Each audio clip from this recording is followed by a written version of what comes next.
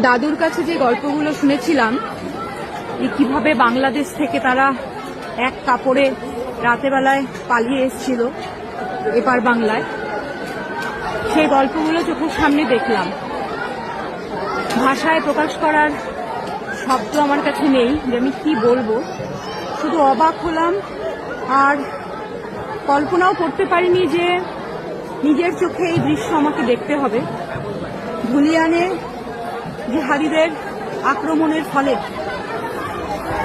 প্রায় 150-রও বেশি হিন্দু পরিবার রাতেবেলা নৌকা পার হয়ে তারা বৈষ্ণবনগরের এই পারলালপুর স্কুলে এসে আশ্রয় নিয়েছে।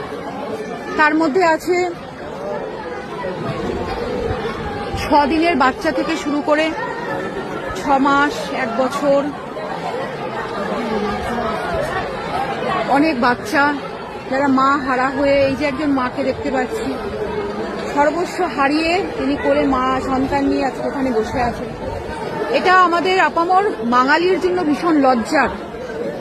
এই দিন আমরা দেখব, আমি জীবিত কালে আমি কল্পনা করিনি। অন্য কিছুই বলবো না, শুধু বলবো আমাদের বোধহয় আরো বেশি সজাগ হতে হবে, আরো অনেক বেশি সচেতন হতে হবে। ধন্যবাদ।